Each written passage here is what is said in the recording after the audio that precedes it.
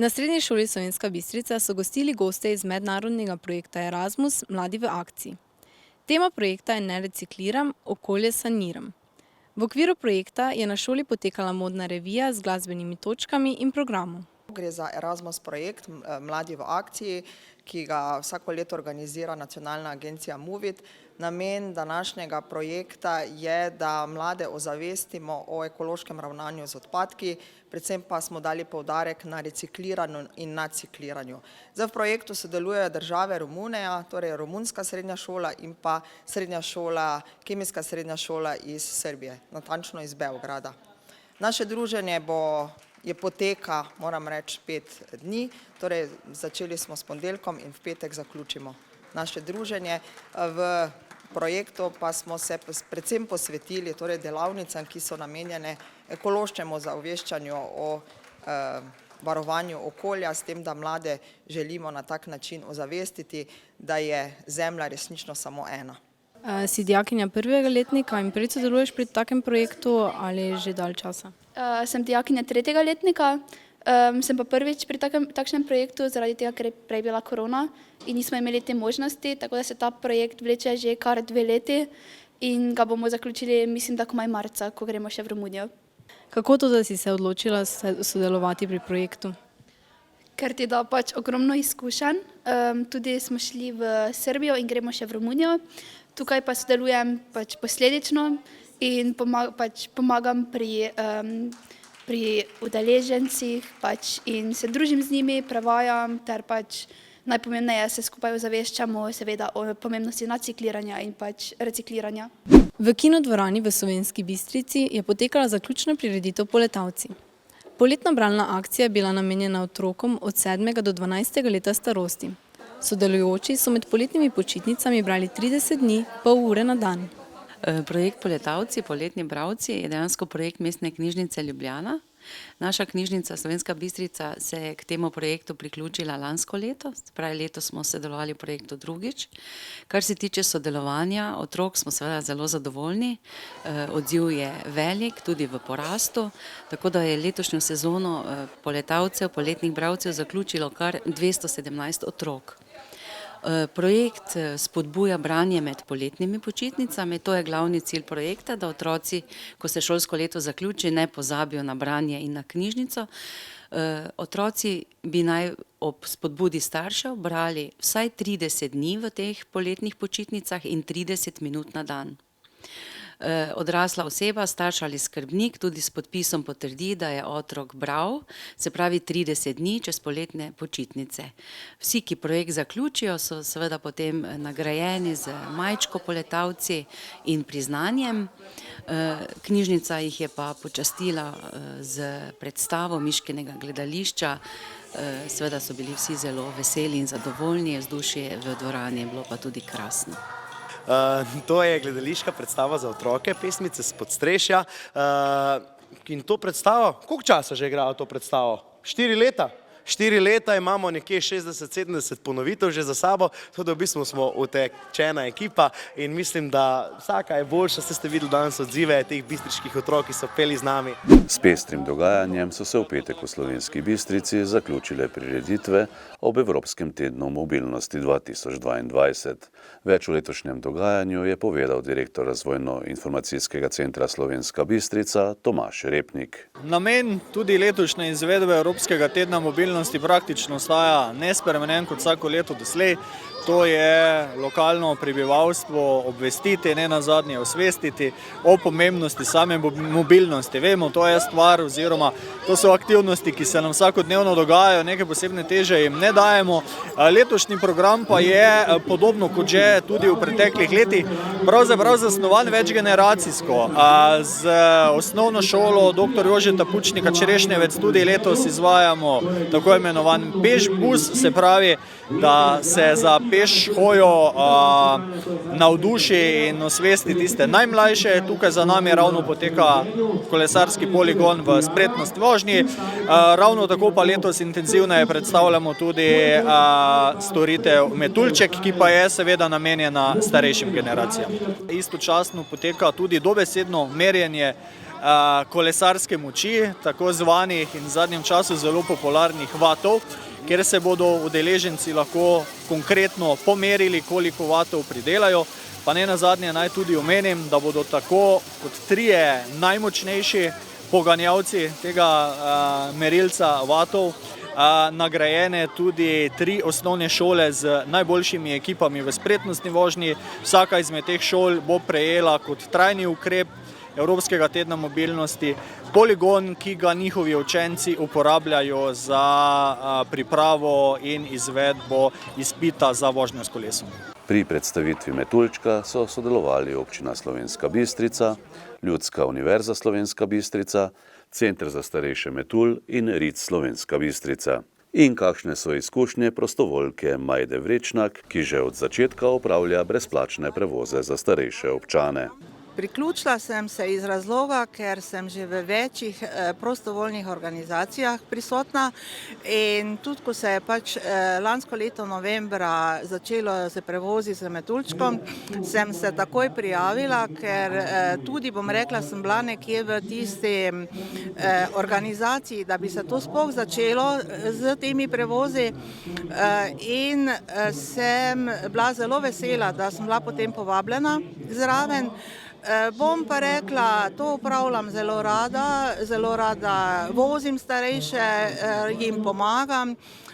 Prevozi se pa vršijo kamorkoli, kdor želi, po celi občini Slovenska Bistrica. Naši občani iz Slovenske Bistrice lahko uporabljajo prevoze in ali rabijo banko, trgovino, ali tudi na pokopališče, ali je to zdravnik, ali je to bilo kje potrebujejo pomoč. Torej, lahko že rečemo, da je ta projekt dosegel svoj namen? Jaz mislim, da je.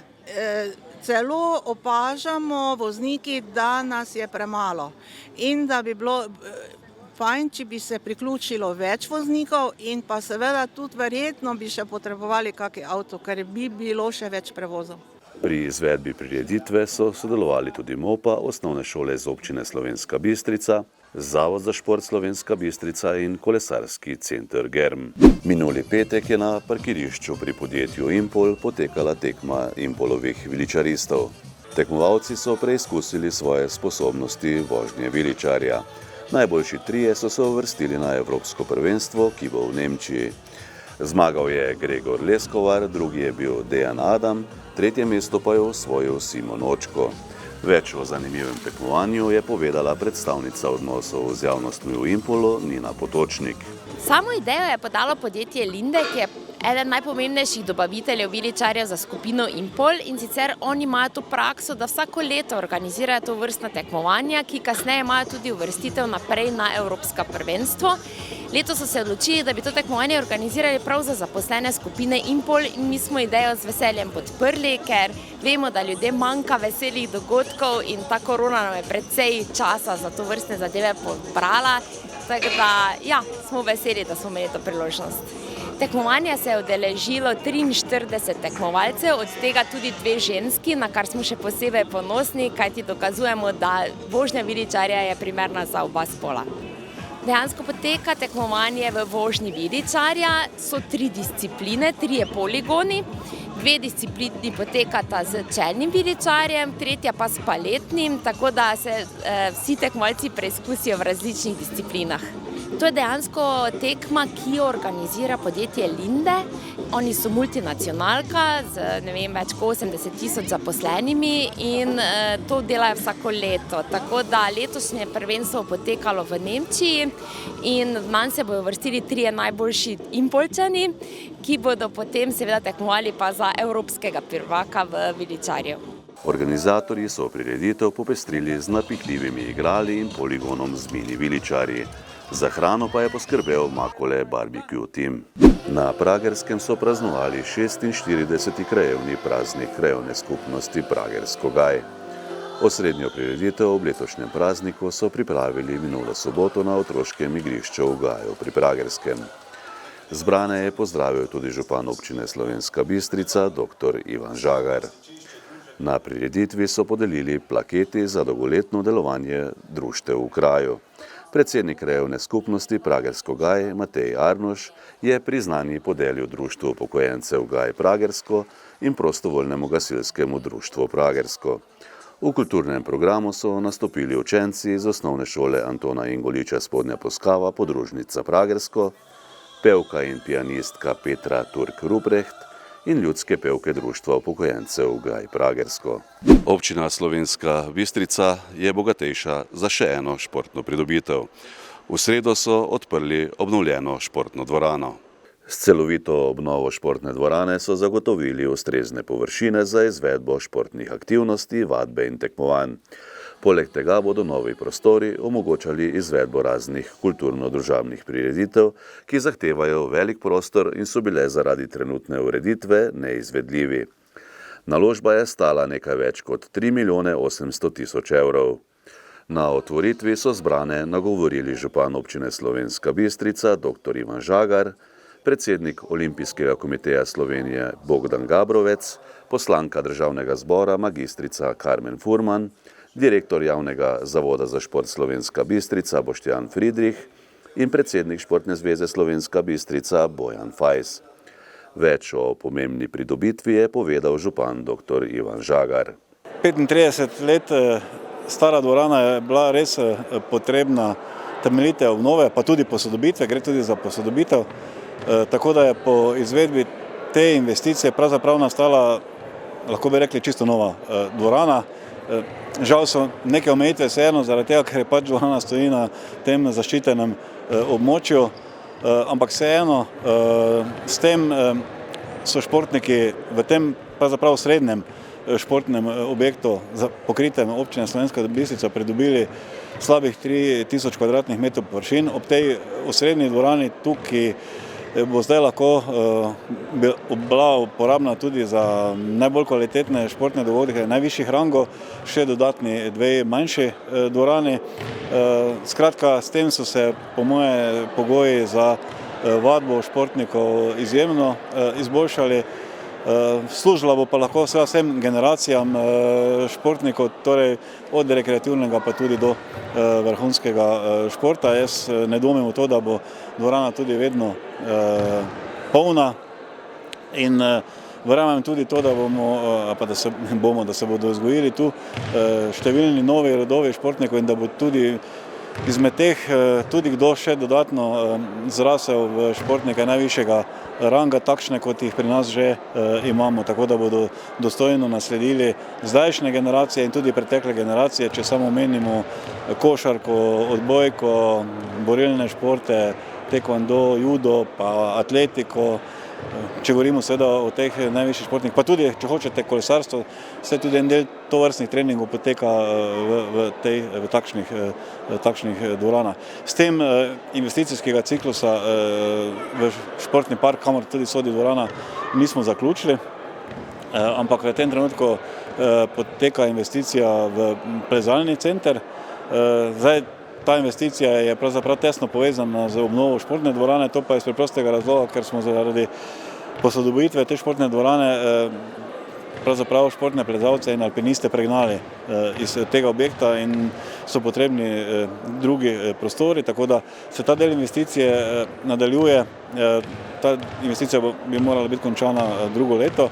Velik del stroškov financiranja dvorane gre na pleča občine. Res pa je, da smo uspeli za samo športno dvorano vseeno pridobiti slabe milijon sredstev ob 4 milijonih, koliko je vredna celotna investicija iz pristojnega ministrstva.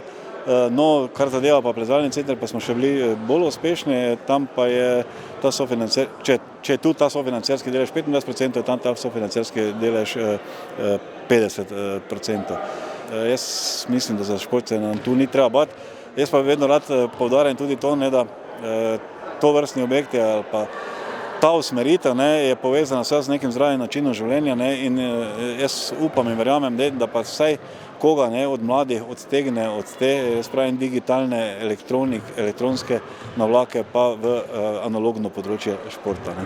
Slovenji bistriški župan je izvedel tudi prvi met na košarkarski koš. Sicer pa so dogajanje popestrili učenci in učenke osnovne šole pohorskega odreda Slovenska Bistrica.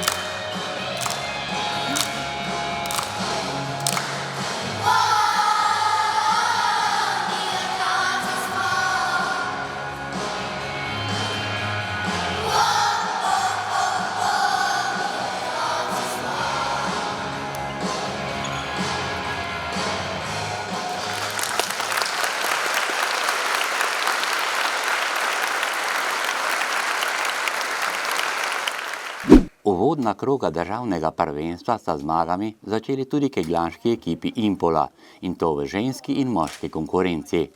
Ženska ekipa je v prvi A kegljaški ligi na domačem kegljišču premagala ekipo Bresta. Na koncu je bil rezultat 6-2, v podrtih keglih pa je bilo 3308 proti 3112. Največ kegljev v domači zasedbi je podrla Petra Pečunik, in to kar 608. S tem pa tudi potrdila dobro formo že na samem začetku ligaške tekmovalne sezone. Začele smo malo bolj tak, ampak pol smo kar se potrudile, pa je drugi par naredil neko razliko. Mi dve s Ksenijo smo šle gor, Ksenijo nažalost koleno boli, so jo menjali za Nejo, ki je dobro odigrala. Jaz pa bom tako rekla, na koncu sezone sem čisto menjala lučaj, tako da igram zdaj čisto drugače. Pa zgleda, da gre. Posamične zmage k zmagoslavju Bistričank so dodale še Lucija Kunčič s 556 podrtimi keglji, Barbara Jurančič se je ustavila pri številki 575 in mlada reprezentantka Špela Kunčič podrla je 536 kegljev. Ja, zelo sem vesela zase, pa tudi za celo ekipo, da smo zmagali, zato ker se mi zdi, da je to pomembna zmaga, ker je bila to prva tekma in da je pač veliki zalet za naprej. Impoljčanke bodo v novi tekmovalni sezoni branile lani osvojene 3. mesto, ki jim je prineslo tudi evropski nastop. Od 3. oktobra naprej bodo v Klužu v Romuniji poizkušale čim bolje zastopati barve Slovenije in svojega kluba. Priprave ne bojo zdaj še 2 treninga, pol še imamo naslednji vikend eno tekmo, pol pa se že 3. gremo v Romunijo. Mislim, da smo vse dobro pripravljene, tako da upamo na najboljše, pa da nam bo šlo. Že lanski nastop v Nemčiji jim je dal veliko mero samozavesti, tako da bo drugi nastop v Evropi nekoliko lažji. Kljub temu pa si v ekipi želijo seči čim višje. Probali bomo priti med prve 4, da si zagotovimo Champions League. To je nekakšen cilj. Od ženskega pa k moškemu keglanju. Keglači Impola so v uvodnem nastopu med drugoligaši vzhodne skupine na domačem keglišču gostili ekipo Šoštanja. Z rezultatom 5-3 v podrtih keglih 3140 proti 3137 so zmago slavili Impoljčani. Največ kegljev sta za domačo zmago podrla Marko Topolšek 545 in Tadej Topolšek 544 kegljev. Bistričani pa si kot novinci v tej sezoni želijo obstati med drugoligaši, saj imajo kar dobro igralsko zasedbo. Zasedba je ostala ista, igralci smo isti, tako da nismo nekih novih igralcev, nismo dobri zraven, ker ne rabimo. Šli bomo s to ekipo, kjer smo bili v 3. ligi prvi, bomo nastopili tudi v 2. slovenski ligi.